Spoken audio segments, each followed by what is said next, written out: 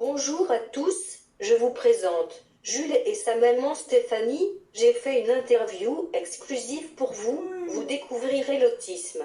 L'autisme n'est pas une maladie mentale, c'est un trouble du neurodéveloppement, c'est-à-dire des altérations du cerveau qui se mettent en place avant la naissance et sont impliquées dans le langage, la motricité, la perception, les émotions, les interactions sociales.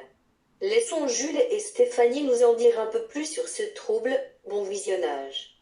Merci de me suivre. Merci encore à Jules et sa maman pour leur participation. À bientôt.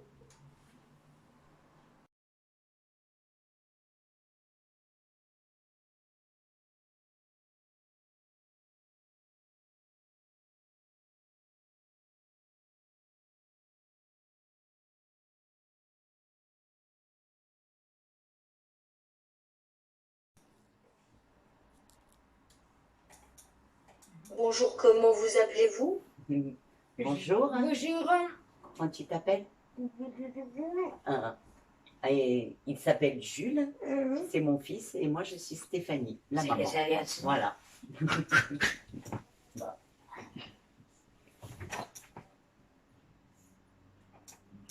Pouvez-vous nous parler de vous? Alors, je suis l'heureuse maman de Jules, qui est un petit garçon de 11 ans autiste. Et je suis aussi présidente d'une association pour les enfants autistes à Soliès-Toucas. Voilà. Il fait les doigts, ce qu'il fait ça. Il veut grandir ses doigts. Quel âge a-t-il? 11 ans. Voilà, Jules a 11 ans.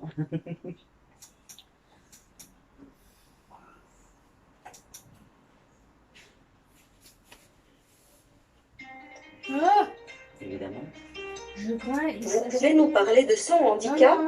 Oui. Ça sonnait. Alors, Jules est un enfant autiste.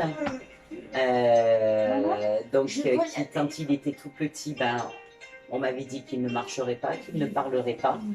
Et puis, il réussit à marcher, à parler, avec des difficultés, mais j'en parlerai un peu plus tard, hein. Voilà, donc il a fait énormément de progrès et on a toujours cru en lui. Et on a eu raison, je pense. Comme pour beaucoup d'autres enfants, c'est le cas. Voilà. Ouais.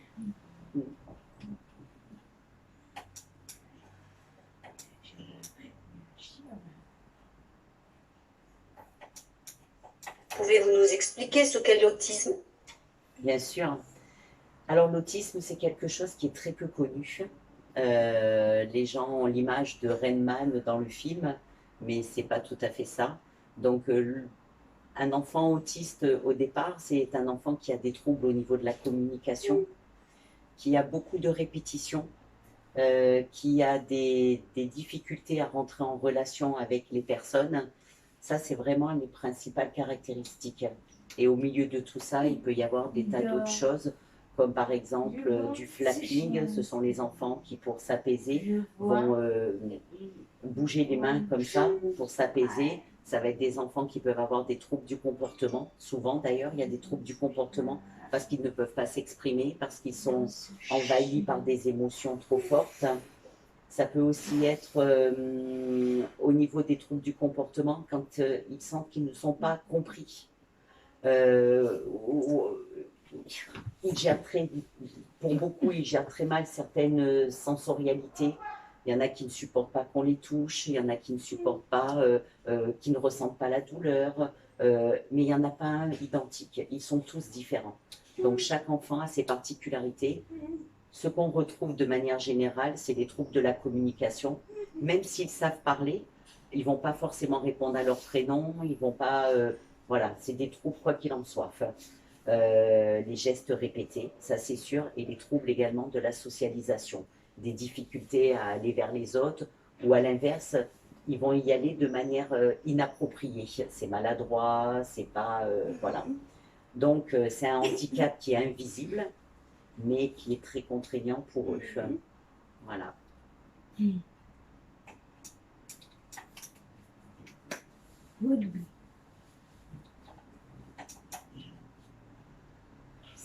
Comment ça s'est passé à la naissance de votre enfant? Alors, la naissance au niveau de... Quand il était tout petit, quand il est né. Alors, quand il est né, au début, ça ne se voyait pas vraiment. Enfin, et à partir de l'âge de 2 mois, on s'est posé quelques questions parce qu'il ne nous regardait pas dans les yeux. Il ne bougeait pas beaucoup. Enfin, euh, si on lui donnait un jouet ou quelque chose, il ne le regardait pas. Donc, on a commencé à se poser des petites questions. Il était déjà petit. Euh, donc voilà, de manière globale, petit, c'est comme ça qu'on a commencé à se poser des questions. Et c'est après que, voilà, on a appris, voilà.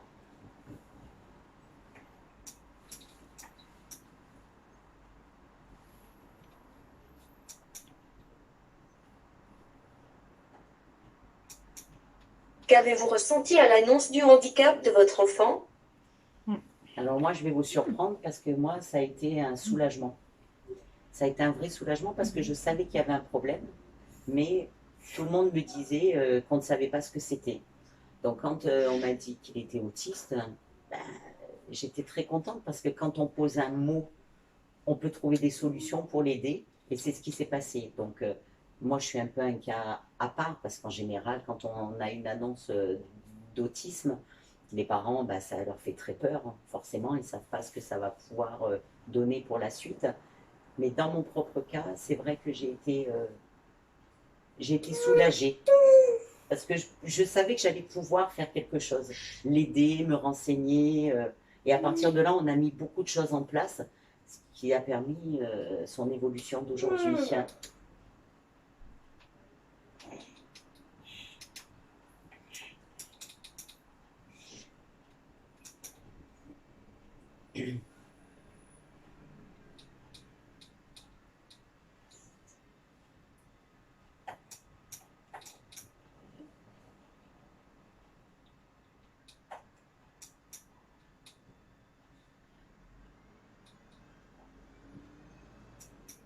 Comment ça s'est passé à la maison quand vous êtes rentré?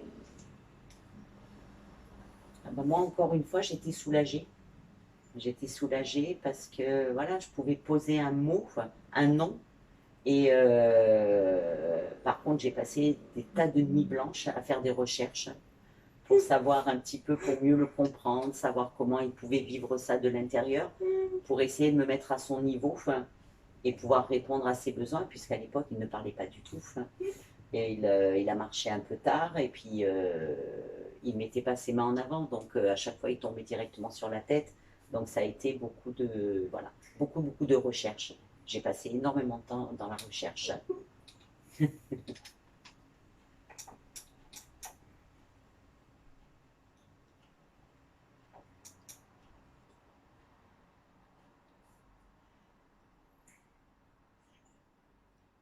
Comment la famille a réagi? Ben, c'est bizarre parce que je ne me souviens pas, donc ça a dû bien se passer. Je pense que, je pense que selon nous, comment on prend la chose, ils le vivent comme nous. Enfin. Donc, nous, on n'a pas rencontré de difficultés. En revanche, il y a beaucoup de familles dans l'association qui ont beaucoup de difficultés avec la famille parce qu'ils trouvent ça trop difficile, parce qu'ils ne savent pas comment s'y prendre. Des fois, ils peuvent avoir des comportements qui ne ressemblent pas du tout à des comportements d'enfants de leur âge.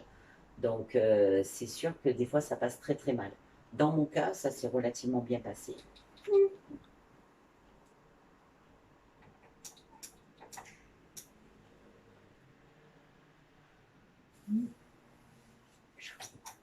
Va-t-il à l'école? Alors, est-ce que tu vas à l'école? Non. Voilà. Alors oui, il va à l'école, mais il n'aime pas du tout ça. Donc, il y va 2 fois 3 heures dans la semaine, donc pas beaucoup. Et déjà, c'est... Non, Jules, il n'aime pas beaucoup l'école. Alors, l'école, c'est un gros problème pour nos enfants parce qu'il y en a très très peu qui peuvent y aller à temps plein. Il y en a, hein. Il y en a beaucoup, bon, évidemment, avec une aide, hein, une AVS, qui est à leur côté pour les aider. Mais selon les troubles du comportement, ben, c'est compliqué de les laisser assis. Voilà, c'est un petit peu compliqué. Mais dans le cas de Jules, il y va que le mardi après-midi et le jeudi matin. Voilà. Et ça lui va très bien.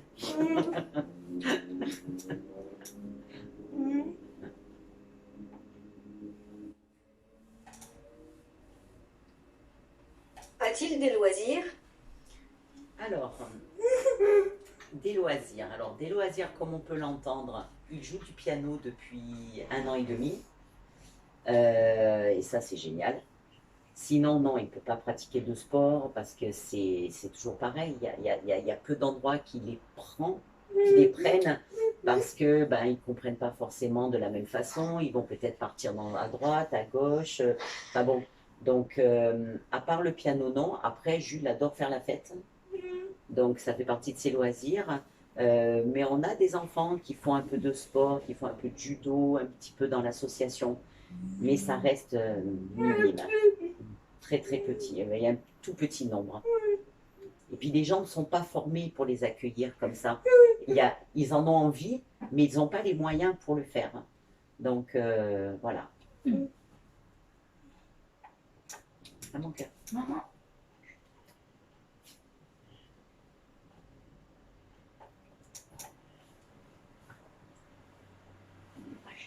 A-t-il besoin d'aide pour manger et boire? Non, il est autonome. Petit, enfin, pendant longtemps, oui. Mais tout ça, ça s'apprend. Petit à petit, ça s'apprend. Avec des prises en charge, avec des éducatrices spécialisées. On travaille beaucoup avec des images, des pictogrammes. Donc, on a découpé toutes les séances. D'abord, lui apprendre ce que c'est un verre. Ensuite, lui apprendre à le remplir. Alors, au début, on lui remplit. Après, lui apprendre à le remplir. Après, lui apprendre à bien le tenir. Parce que souvent, il y a aussi des troubles un peu d'hypotonie. Donc, ça s'apprend. Ça s'apprend.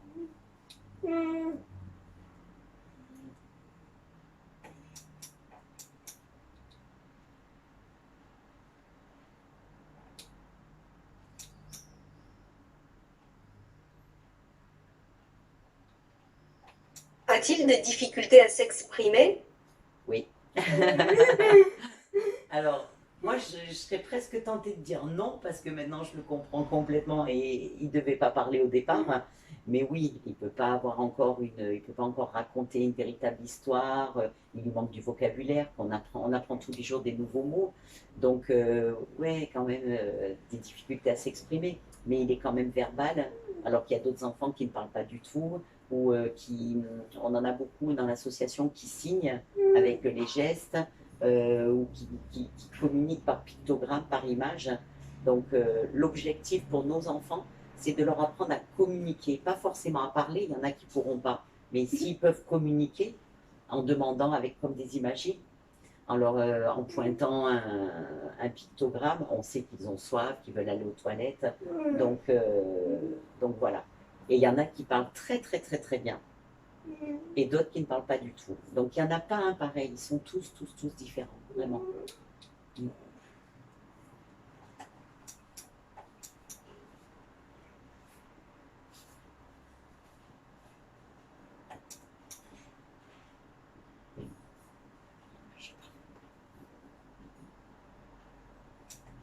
A-t-il besoin d'aide pour faire sa toilette? Alors, là aussi, je ne parle que de Jules. Aujourd'hui, il a encore besoin que je sois à côté, parce que pour ouvrir l'eau déjà, pour la régler, la température, parce qu'il ne ressent pas forcément, il ressent quand c'est chaud ou trop froid, mais il a besoin d'aide à ce niveau-là. Et pareil, on lui a appris à se laver en commençant par le haut, en descendant. On lui a appris ce que c'était que le savon, ce que c'était, voilà. Donc, pareil, il y a énormément travaillé dessus. Et aujourd'hui, il sait se laver seul, même la tête. Bon, il faut être là quand même pour éviter qu'il reste trop de shampoing, des trucs comme ça, quoi. Mais sinon, oui, oui, c'est maintenant, ça va. Ça va. On y va.